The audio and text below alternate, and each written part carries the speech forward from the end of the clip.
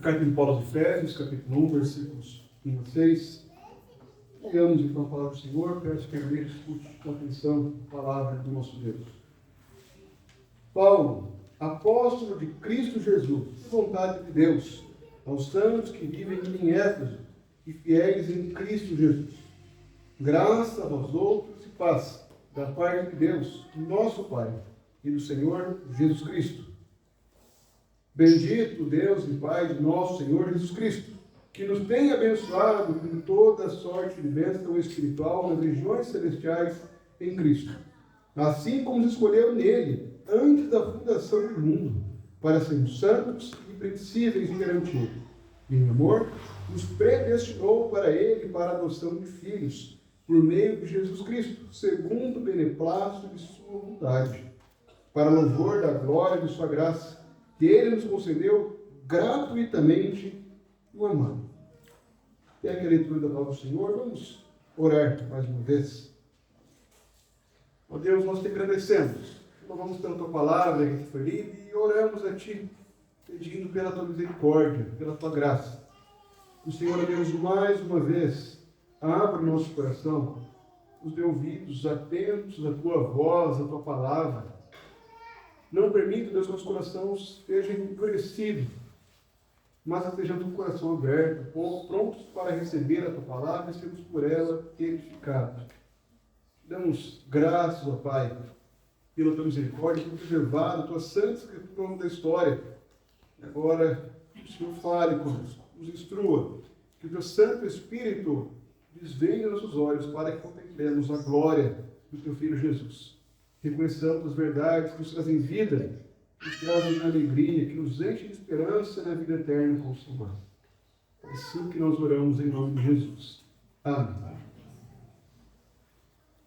Meu irmão, como você costuma orar ao Senhor? Como você costuma relacionar-se com o seu Deus? Qual é o conteúdo das suas orações? Geralmente, quando pensamos em orações, nós pensamos em petições, em pedidos, naquilo que nós precisamos, nas necessidades que nós temos e queremos que o Senhor nos atenda e assim responda a nós. Mas será que de fato é essa a oração que o Senhor requer de nós? Será que esse é o conteúdo fundamental da oração que fazemos com Deus? Ou será que há algo mais que o Senhor espera de nós como seu povo? Será que há outros elementos que são fundamentais em uma oração e que nós constantemente esquecemos, negligenciamos, ou não sabemos como colocá-los em prática? A carta de Efésios começa não com ações de graças, não como Paulo costuma iniciar outras cartas, apontando para a ação de Deus em momentos específicos só naquela igreja. O que vemos não é uma ações de graças de Paulo. Paulo não está dando graças a Deus simplesmente. Está fazendo algo mais profundo aqui. Ele começa a carta bendizendo ao Senhor, louvando ao Senhor, dando louvor a Deus. Ele reconhece toda a obra que o Senhor tem realizado no seu povo. No trecho de Efésios, do versículo 13 ao versículo 14, é uma das frases mais longas de toda a Escritura. São mais de 200 palavras. E Paulo simplesmente as proclama sem nenhum tipo de ponto final.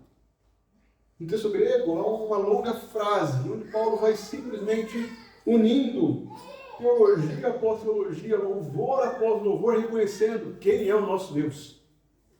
É o que os teólogos chamam de uma doxologia. É o louvor em reconhecimento a quem o nosso Deus é. Não é só de graça que ele se lembra do que Deus tem feito pelo seu povo, mas ele se lembra de quem o próprio Deus é. Do que ele realizou por amor da sua glória, para o louvor da sua glória, por amor ao seu amado, pelo povo que está unido a Cristo Jesus.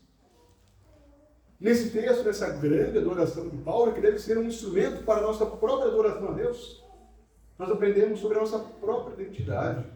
Aprendemos sobre como devemos avaliar nossa vida, pelo que devemos orar ao Senhor. Aqui aprendemos muito sobre o que Deus requer de nossas orações. Paulo, de novo, não começa com frases genéricas. Ele sabe exatamente quem o Senhor é.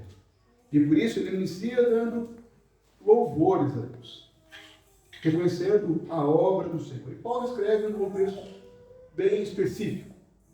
Ele escreve em um contexto favorável, onde ele poderia facilmente ter um coração alegre para o Senhor. Ele escreve em uma prisão dando glórias ao Senhor, louvando com grande ânimo ao Deus que o havia colocado naquela condição, como apóstolo aos gentios, aprisionado, preso, mas louvando a Deus pela graça que o Senhor havia manifestado aos gentios. Por ser ele um mero instrumento na mão de um Deus poderoso e que executa a sua vontade. Uma vontade que não pode ser impedida, que não pode ser travada, mas que é feita de forma eficaz e perfeita. Paulo já havia passado 2 anos nessa cidade, ensinando a esse povo. Foi nessa cidade, em Éfeso, que Paulo enfrentou grandes desafios. Mas aqui, ele anuncia um chamado a esse povo. Seu foco não é relembrar da sua história do passado, não é relembrar aquilo que ele ensinou no passado, mas é lembrar daquele povo que tinha um dever. O dever de bendizer ao Senhor. E a ordem fundamental a nós essa noite, irmãos, é que nós devemos bendizer ao Senhor. A ordem é bendiga ao Pai pela salvação em Cristo.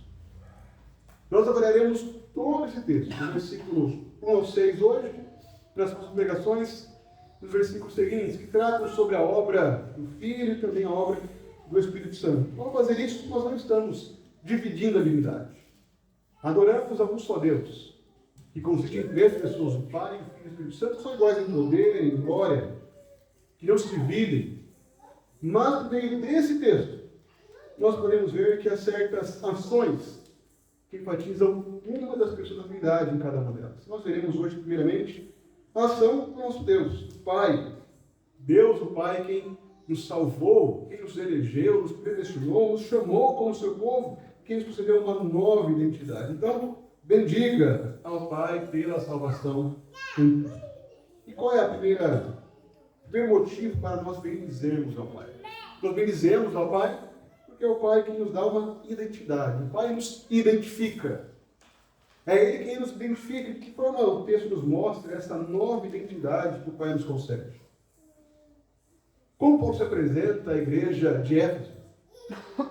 Ele se apresenta como Paulo, Saulo de Tarso, se apresenta como Paulo, apóstolo de Cristo Jesus, por vontade de Deus. Como você se apresentaria? Crianças, como vocês se identificariam, seus amigos? Oi, meu nome é Boaz, eu sou filho do Cris da Lícia. Meu nome é Davi, sou filho do pastor Caio e da Larissa. Como você se apresentaria, meu irmão? Como você se identificaria a outras pessoas? Paulo sabia muito bem quem ele era. Ele era o apóstolo de Jesus Cristo. Não por sua vontade, mas pela vontade de Deus. Porque Deus o havia chamado para aquela função. Paulo relembra aquele povo que ele era enviado de Cristo Jesus. Ele era um apóstolo. Alguém que foi enviado para pregar o Evangelho. E esse envio não se dava à vontade dele. Não é porque ele levantou a mão e falou: Senhor, estou aqui para ser enviado. É porque o próprio Deus o chamou. Nós sabemos muito bem da história de Paulo, que ele era um perseguidor do caminho, alguém que agia contra a vontade de Cristo, que matava e perseguia cristãos. Mas agora ele se apresenta como apóstolo de Cristo, como aquele que foi enviado, e que mesmo que durante muito tempo não tivesse vontade nenhuma, foi pela vontade de Deus que ele foi chamado. A identidade de Paulo estava ligada ao Senhor. E isso não era diferente em relação à igreja de Éfeso. Ele escreve aos santos que vivem em Éfeso e fiéis em Cristo Jesus. Algumas dúvidas em relação a se esse termo em Éfeso está realmente no texto grego original. Há manuscritos que têm esse texto e manuscritos que não apresentam em Éfeso. Então, nós entendemos, na verdade, que Éfeso é uma carta singular e que foi direcionada a Éfeso, a igreja principal daquela região, a maior igreja da Ásia, a fim de servir como o ponto principal. Ela chegaria em Éfeso e dali ela se compartilharia, seria dividida e passaria por todas as igrejas da Ásia, inclusive aquelas que aparecem na Apocalipse. Mas o ponto principal não é se esse texto está ou não em Éfeso, na passagem, mas sim quem eram esses crentes. Eles escrevem aos santos e fiéis em Cristo Jesus. Aqueles que são santos e fiéis em Cristo Jesus. Mas em que sentido esses crentes eles eram santos? Será que eles eram santos naquele sentido de pessoas com dons extraordinários, que eles davam grandes feitos, dignos de grande admiração e devoção?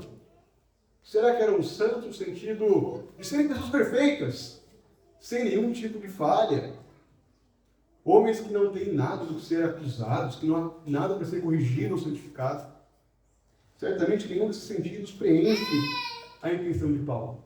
Na verdade, a própria carta de Éfeso deixa evidente que esses crentes tinham muitos problemas. Paulo gasta longos versículos no capítulo 4 e capítulo 5, chamando os crentes para serem santificados. Se Paulo chama para serem santificados, como poderiam ser eles santos? É aqui que está o ensino bíblico a respeito da santidade, da santificação do povo de Deus. A santificação bíblica, a santificação pela qual nós oramos, agora há pouco, ela se apresenta de duas formas diferentes, de duas formas principais.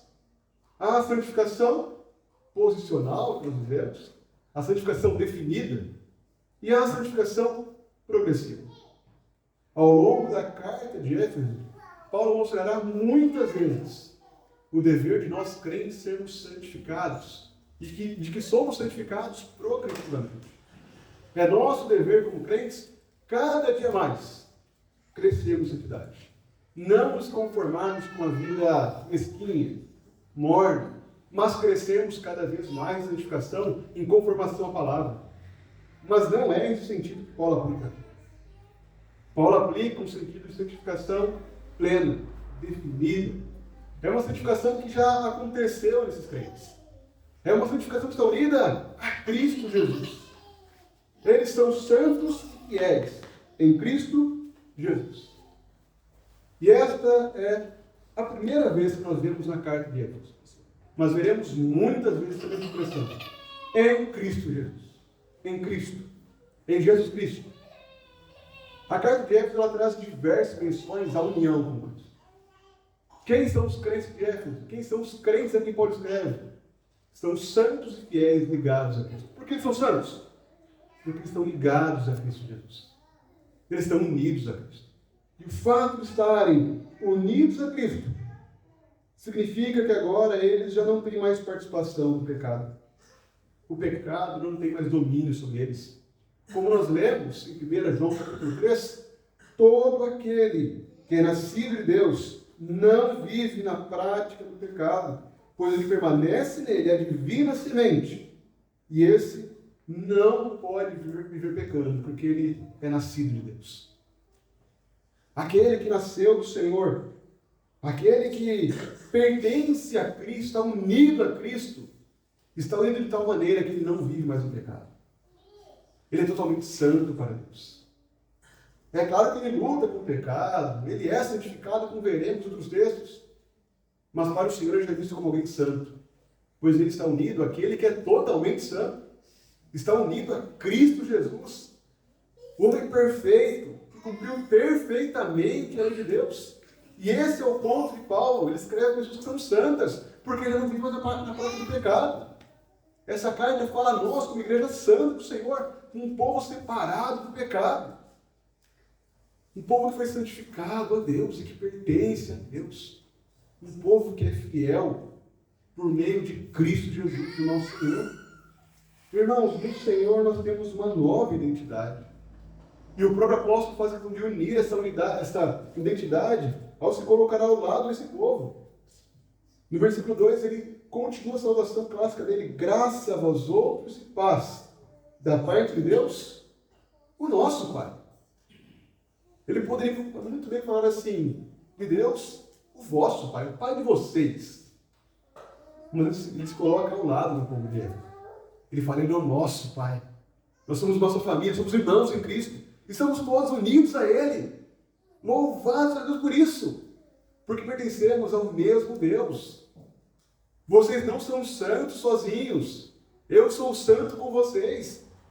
Eu sou apóstolo de Cristo, vontade de Deus Pai. E vocês são santos e fiéis em Éfeso. E todos nós somos o povo de Deus, os filhos de Deus, santificados por Cristo, separados do pecado. Paulo já começa o louvor, digamos, a partir daqui. Relembrando que nós pertencemos ao Senhor, que estamos unidos a Cristo. Irmãos, quantas vezes nós falhamos em reconhecer isso? A bênção que há em ser unido a Cristo. De novo, a carta de Éfeso enfatiza muito isso. Paulo traz muitas ilustrações nessa carta. Ao final do capítulo 1, ele relembra que Cristo é o cabeça e a igreja é o seu corpo. É a plenitude daquele que a tudo enche todas as coisas. Paulo, no capítulo 2, nos lembra que nós somos um povo edificado para sermos a habitação do Espírito. Nós somos edificados sobre a pedra fundamental que é Cristo Jesus. De novo diz a Cristo, Ele é o cabeça, somos o seu corpo, Ele é a pedra fundamental e nós somos o edifício edificado por Ele, por meio dos apóstolos. Cristo, no capítulo 5, quando fala aos maridos e esposas, relembra: vocês são reflexos da própria união de Cristo e da igreja. Maridos, amem a sua esposa como Cristo amou a igreja. Esposas, submetam-se ao seu marido como a igreja submissa a Cristo. De novo, a união com Cristo é fundamental. A igreja está unida a Cristo. Paulo faz questão de enfatizar ao longo de toda essa carta a alegria que há nessa união. Portanto, meu irmão, não será a primeira vez e nem a última que você ouvirá sobre isso nessa carta. Nós seremos constantemente lembrados de que estamos unidos a Cristo. E a união com Cristo, irmãos, traz implicações práticas para nós. Primeiro, ela nos livra do desespero. Talvez alguns de nós fiquem desesperados ao saber que são falhos pecadores. Devido ao pecado, nós conhecemos muito bem como vivemos a semana, fiquemos preocupados quando o pastor lê um texto como lemos hoje, 1 João 3. Dizendo que quem vive a prática do pecado é filho do diabo. Fala, pastor, misericórdia, estou perdido. Porque eu tenho pecado constantemente. Eu não consigo vencer o pecado. Eu luto o tempo inteiro, mas eu não consigo vencê-lo. Eu ainda peco contra Deus. Eu queria ser santo, perfeitamente santo, e não consigo. Mas há uma boa notícia. Se você está unido a Cristo, você já é santo. É seu dever lutar contra o pecado. E você muitas vezes vai ser desesperado, preocupado, porque você falhará em obedecer a Deus. Todos nós falhamos. Todos nós pecamos. Mas unido a Cristo, você tem a certeza de que você já é santificado ao Senhor. Já há uma condição de santificação para você. Por mais que você esteja progredindo, pouco a pouco, seja uma progressão às vezes quase imperceptível, para o Senhor você já é alguém definitivamente santo, agradável a Ele, porque você está unido a Cristo. Quando o Senhor olha para você, Ele não vê a sua perfeição, porque você não é perfeito, mas Ele vê a perfeição que está em Cristo. Porque você está unido a Cristo. Portanto, não se desespere. Seja grato por ser unido a Cristo. Busque a santificação que é em Cristo, a fim de que dia após dia você cresça em santidade. Mas ao mesmo tempo, o texto lida com um outro problema, o oposto disso. Lida com a nossa acomodação.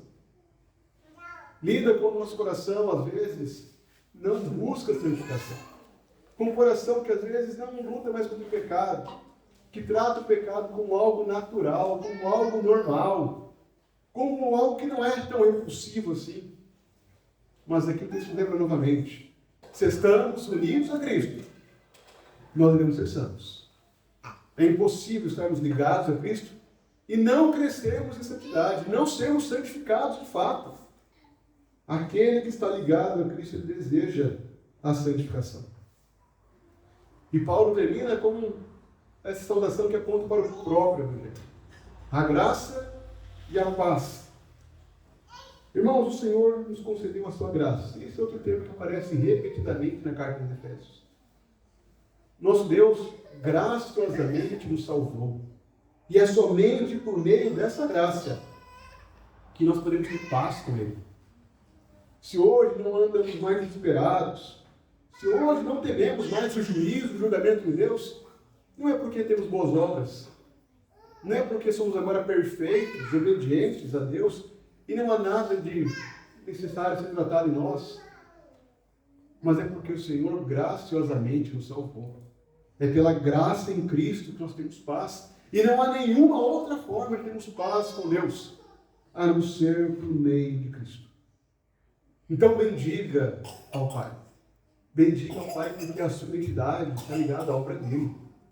É Ele quem atua em você. É Ele quem te uniu a Cristo. Quem te deu uma nova identidade. Quem te livra de qualquer temor. Seja o temor de não conseguir vencer o pecado, Ele te garante que você vencerá o pecado. Seja o temor de se acomodar e não buscar a santificação, é Ele mesmo quem hoje te cutuca, te leva a movimentar-se, a buscar a santificação. Portanto, alegre-se por ser unido a Cristo. Bendiga a Deus porque Ele te uniu a Cristo. Em segundo lugar, o texto chama para bendizer a Deus. Bendiga ao Pai, porque Ele nos abençoa em Cristo. Ele não somente nos identifica com Cristo, Ele também nos abençoa em Cristo. É isso que o versículo 3 nos fala no texto. Bendito o Deus e Pai de nosso Senhor Jesus Cristo, que nos tem abençoado com toda sorte de bênção espiritual nas regiões celestiais em Cristo. O que Paulo faz aqui é um reflexo que nós vimos também, vemos em outros textos do Antigo Testamento. Ele cita justamente o bendizer a Deus. Nós lemos hoje 1 Crônicas 16, 36, que declara isso. Bendito seja o Senhor, Deus de Israel, desde unidade e eternidade. O Salmo 72 termina com bênção ao Senhor, bendizer ao Senhor. Bendito seja o Senhor Deus, o Deus de Israel. Só Ele opera prodígios. Bendito para sempre o seu glorioso nome. Deus é bendito. Paulo estabelece um padrão que já vimos em outros textos da Escritura. Ele faz mostrando que o reconhecimento de quem Deus é deve levar à adoração. E aqui está um ponto que nós já falamos na introdução. Como nós oramos? Qual é o conteúdo da nossa oração? Se você tivesse que hoje fazer uma oração de adoração neste culto, você conseguiria fazer uma oração de adoração? O quanto você é capaz de adorar o Senhor Deus? Irmãos, essa não é uma pergunta que deve constranger os irmãos. Não é uma pergunta que deve levá-los a ficarem chateados com o pastor por ser tão duro. Mas deve nos levar a refletir o quanto nós conhecemos a Deus. Se a nossa adoração a Deus é fraca, nós não sabemos adorar a Deus, não sabemos reconhecer as virtudes, a glória, os atributos, as obras, quem nosso Deus é, há um sério problema em nossa teologia. Nós temos mostrado um conhecimento muito fraco do nosso Deus. Nós não podemos nos acostumar em orarmos pouco adorando a Deus. E fazemos orações curtas de adoração. Na verdade, nosso desejo como filhos desse Deus, como parte desse povo, deve ser conhecer cada vez mais ao nosso Pai. Imagine você, se eu te perguntasse o que você quer dizer a respeito do seu pai. Se você teve um bom pai, você certamente gastaria muito tempo falando de todas as virtudes, de tudo aquilo que você admira no seu pai, do quanto você cresceu se identificando com ele, desejando ser como ele, reconhecendo o quão bom ele era, o quão honesto ele era, o quão generoso ele era, quantas virtudes haviam naquele homem. Mas se te perguntassem o que você pode dizer sobre o seu Deus, o que você diria? Qual seria a sua resposta em relação a ele? Irmãos, Paulo tem demonstrado a necessidade de bendizermos a Deus. Deus nos abençoou. Paulo nos lembra que nós temos bênçãos incontáveis. Ele não deu apenas uma bênção outra. Ele nos abençoou com toda sorte de bênção espiritual. A ideia é que não há nenhuma bênção faltando. Não há mais nada que seja necessário. Tudo que era necessário para sermos salvos, Ele nos deu. Tudo que era necessário para perseverarmos na fé até o fim, Ele nos deu. Tudo que era necessário alegremos nesse mundo mau, cheio de pecado, com tristezas, lutas, provas. O Senhor nos deu. Não há absolutamente nada que nos falte. E quantas vezes, quando oramos por bênçãos materiais, por aquilo que nós bem temos e queremos, por um carro melhor, uma casa melhor, uma profissão melhor, um salário maior. Mas, irmãos, temos tudo que precisamos. O Senhor nos deu toda sorte de bênção espiritual. Não há nada que falta. Nós temos a Cristo. Essas bênçãos estão nas regiões celestiais em Cristo Jesus, unidos a Cristo. E aqui Paulo, quando fala sobre as regiões celestiais, não está falando de bênçãos que vêm do céu. A ideia de Paulo não é como uma chuva de bênçãos caindo na igreja. Não é essa a ideia. Ele usa um termo bem específico. Essas bênçãos estão lá, nas regiões celestiais. Elas não estão materializadas aqui agora. Elas já foram garantidas eternamente. O Senhor já nos abençoou de forma plena. Não é somente ter abençoado, não é uma coisa contínua. É algo consumado. Já está feito. Não há a menor possibilidade de não recebermos essas bênçãos. Estão garantidas. Elas não têm mais volta. Deus já nos deu. E elas estão com Cristo. O termo que Paulo usa aqui é repetido de novo em outros momentos dessa carta. Quando ele fala, por exemplo, lá no versículo número 20 do capítulo 1, ele fala que Cristo está sentado agora nas regiões celestiais. Quando ele fala da salvação aplicada a nós, em Efésios 2, versículo 6, ele fala que nós agora estamos assentados nas regiões celestiais em Cristo. Quando ele fala sobre os principados e potestades, outro termo muito comum de Efésios, por conta daquele conflito que havia naquela cidade tão idólatra, ele fala de principados e potestades nas regiões celestiais. Paulo fala de bênçãos que estão na glória com Cristo. Portanto, onde está o nosso tesouro? Nosso tesouro está no Senhor. Está em Cristo. É lá que está tudo que precisamos. É a Ele que recorremos quando estamos fracos e cansados. É a Ele que nós oramos quando precisamos ser relembrados da bênção da eleição, da bênção da adoção, da bênção da justificação, da perseverança que nos concede. Quando somos lembrados de que Ele nos deu fé, e precisamos de uma fé mais firme, mais sólida, é Ele que nós buscamos. Quando precisamos arrepender, buscamos arrependimento nele. Tudo que precisamos está em Cristo, irmãos. Portanto, oremos, não por bênçãos passageiras, não por coisas fúteis desse mundo, mas sejamos constantemente lembrados de adorarmos a Deus por bênçãos incontáveis, por toda a sorte de bênção espiritual nas regiões celestiais em Cristo. Persevere em oração. Reconheça a bênção que o Senhor te deu em Cristo Jesus. Por fim, somos chamados a bendizermos ao Pai, porque Ele nos edifica em Cristo, porque Ele nos abençoa em Cristo, nós também porque Ele nos escolheu em Cristo. Deus nos escolheu. Nós temos um Deus que Ele elege.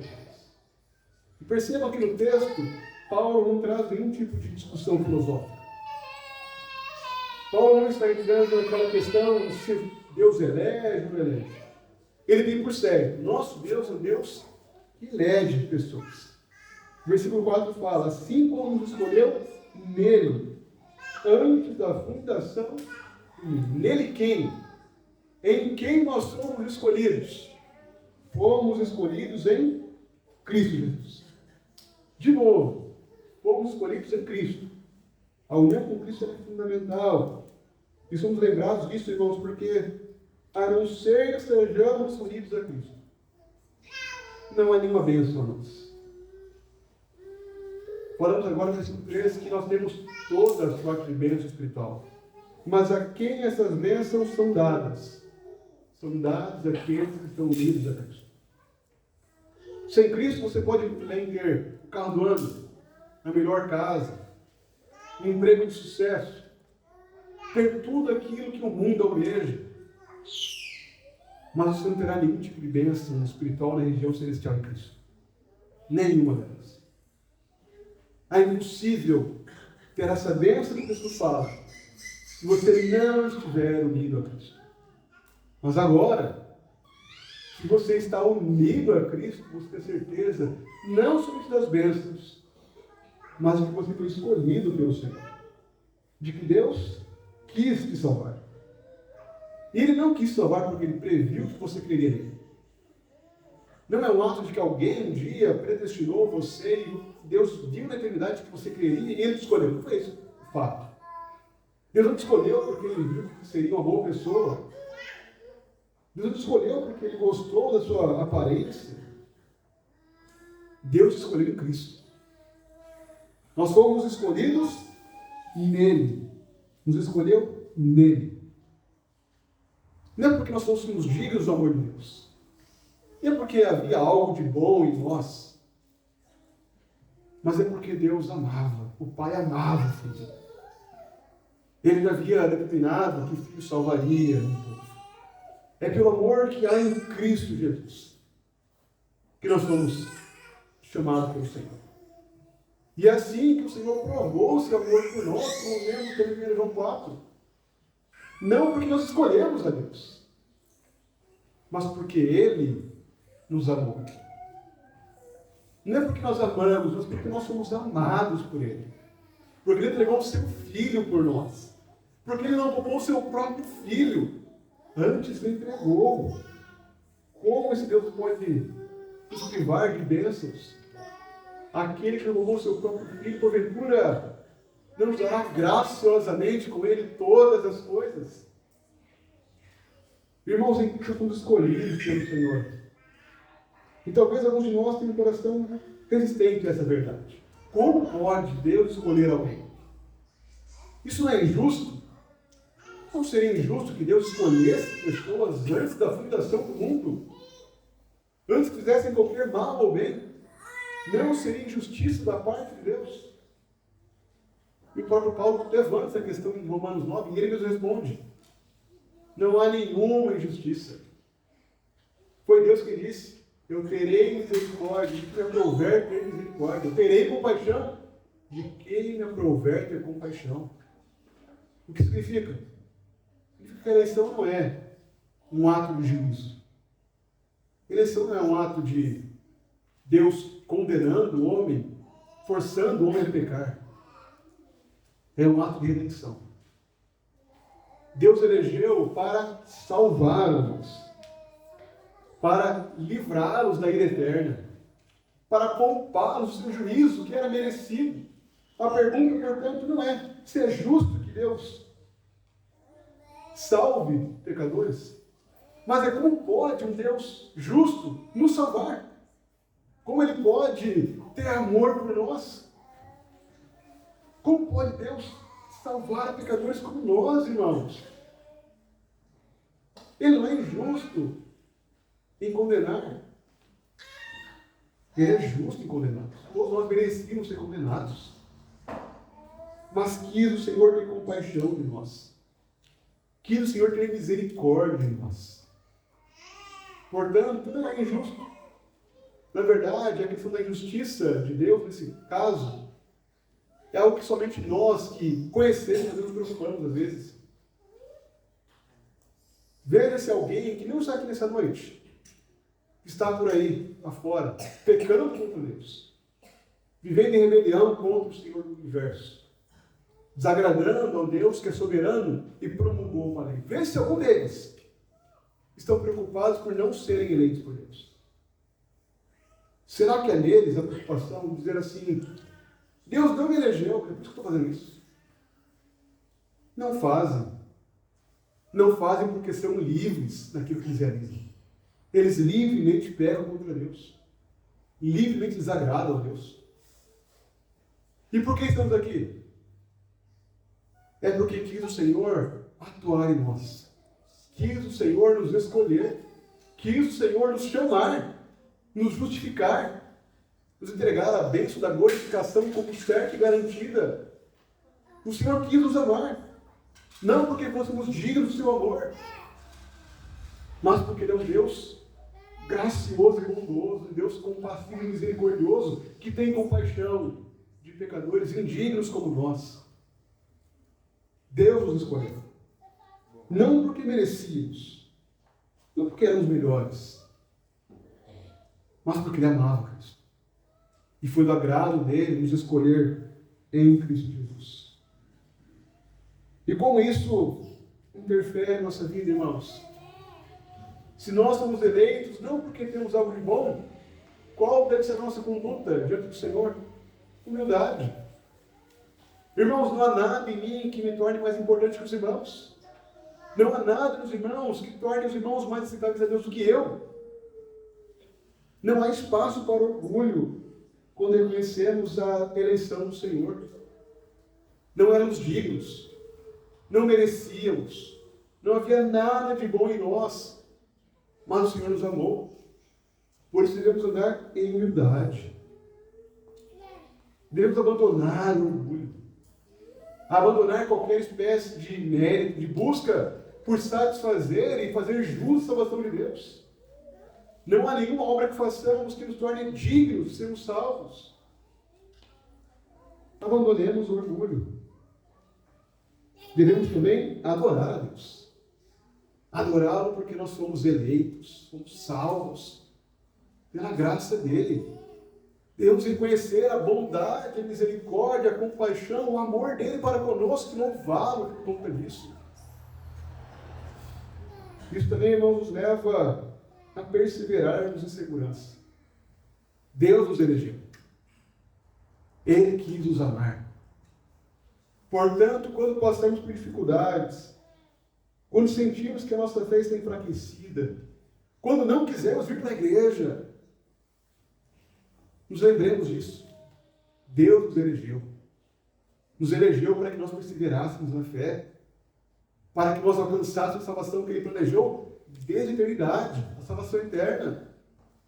Devemos perseverar porque o Senhor atua em nós. Foi Ele que nos escolheu.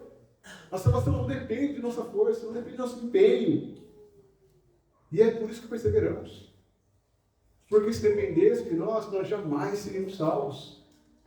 Jamais alcançaríamos a glória eterna com o Senhor. É somente porque Ele nos escolheu e atua em nós que nós podemos ser salvos. E há um propósito para essa eleição. Deus nos escolheu nele, antes da fundação do mundo, para sermos santos e irrepreensíveis perante Ele. E fazemos isso em amor. Não há estudo de Bíblia no meio, não. Fazemos isso em amor a Ele. E aqui está uma questão que é fundamental para nós também. Como nós podemos ser santos e irrepreensíveis perante Deus? De que forma um pecador como eu pode ser santo e irrepreensível diante de Deus? Novamente, é somente pela obra de Cristo. É somente pelo que Cristo fez que nós podemos nos achegar ao Senhor. A menos que nós sejamos alvos do amor do Senhor, a menos que Cristo opere em nosso coração, a menos que sejamos unidos a Cristo, nós jamais chegaremos a esse estágio de sermos santos e irrepreensíveis perante Ele. O Senhor nos santifica. É Ele que tem operado em nós. É Ele que tem nos tornado cada dia mais irrepreensíveis. E faz isso para que nós sejamos a Ele em amor. Ele fez isso para que nós sejamos diante dEle, o amando. Veja como o Senhor une nesse texto, irmãos, as ordens que Ele dá, com a atitude correta de obedecer a Ele. Deus não quer que sejamos perante Ele, santos e irrepreensíveis, cheios de legalismo, de normas e regras. Ele quer que obedeçamos a Ele em amor, com alegria. Ele não quer filhos que obedecem por medo de disciplina. Não quer filhos que obedecem apenas quando o pai está olhando. Ele quer filhos que obedecem por amor. Crianças, o modo que nós lidamos com nossos pais deve ser um reflexo do nosso relacionamento com Deus. Obedeçam seus pais por amor. Deus nos elegeu, nos fez filhos da aliança para vocês, crianças, serem santos e irrepreensíveis perante Ele, em amor, amando a Deus. Não só quando os pais estão vendo, mas amando a Deus dia após dia. E há um alvo para isso. Nos predestinou para Ele, para a adoção de filhos, por meio de Jesus Cristo, segundo o beneplácito de sua vontade. Deus elegeu, nos predestinou para sermos seus filhos. Vejam que há um alvo nessa predestinação. Nos predestinou para que nós fôssemos os seus filhos. E como nós podemos ser filhos de Deus? Novamente, unidos a Cristo. Para sermos, para a adoção de filhos por meio de Jesus Cristo. E essa é uma outra verdade que aparece em Gálatas 4. Quanto custou Deus nos adotar?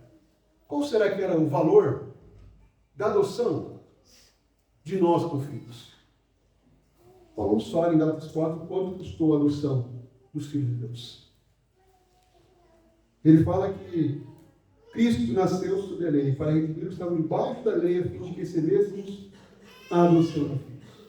Quanto custou? Custou o sangue do Filho de Deus. Custou o sangue, o precioso sangue do único homem que não era digno da morte. Que não havia nenhum tipo de pecado para ser condenado à morte. Mas que voluntariamente, para a glória do seu nome, para o louvor da sua glória, se entregou por nós. A nossa cláusula, irmãos, de adoção foi assinada com o sangue de Cristo. Custou o preço do sangue do Filho de Deus. Foi por meio dele que fomos adotados. É por meio dele, agora nós temos o Espírito que clama pelo Pai. É por meio dele que nós obedecemos agora ao nosso Deus. É Ele que nos trouxe nova vida, por sermos agora filhos de Deus. Ele nos adotou para si mesmo. Qual é o alvo dessa adoção? É relacionamento. É estarmos unidos a Deus. É nos relacionarmos com o Pai. É vivermos diante dele. Então vejam como Paulo construiu o argumento. Deus nos escolheu. Nos escolheu em Cristo. Nos escolheu para sermos seus filhos. Para sermos santos e irrepreensíveis, adotados por meio de Cristo. Porque Ele deseja ter um relacionamento conosco.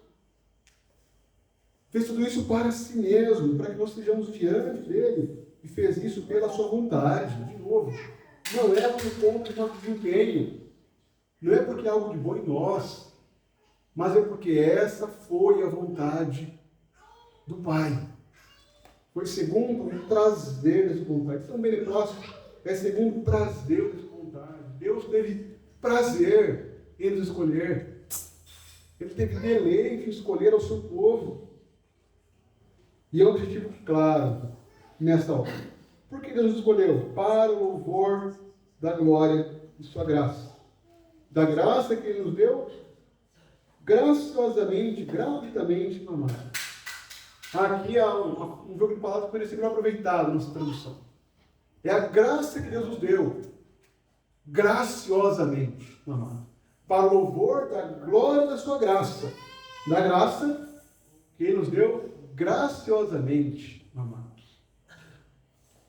Nós recebemos a graça. E qual é o propósito do Senhor com isso? É que nós louvemos por essa graça. Da graça que está no amado de Deus. Daquele que foi amado. Daquele que é amado. Daquele que é amado para todo sempre. Cristo é o amado do Pai. Por quanto tempo o Pai ama o seu Filho? Qual será que é a extensão do amor do Pai pelo Filho na Trindade? Será que há um marco temporal para que ela se finja? Será que houve um início para ela? Ao respondermos isso, irmãos, estamos respondendo justamente qual é a extensão do amor para conosco. A graça que nós temos é eterna, porque o amor do Pai ao amado dele é eterno. Não é passageiro, não é momentâneo, não é fundamentado em nossa obediência, não é fundamentado na firmeza da nossa fé, não é baseado em nosso desempenho, é baseada na sua boa vontade, na sua graça. Mas isso resulta em santificação. Afinal de contas, fomos escolhidos para sermos santos e irrepreensíveis diante dele. E é nosso dever sermos aqui esta noite como santos e irrepreensíveis diante dele. É nosso dever, ao orarmos ao Senhor, sermos achados santos e irrepreensíveis, que conhecem o seu Deus. É nosso dever, quando andarmos na rua, formos ao trabalho, formos à academia, formos conversar com os amigos de futebol, sermos santos e irrepreensíveis perante Ele, pois somos identificados com Cristo. Estamos unidos a Cristo. Em tudo que fizermos, sejamos encontrados santos e irrepreensíveis, bendizendo ao Senhor, ao Pai que nos salvou, que nos uniu a Cristo. Vamos orar ao Senhor.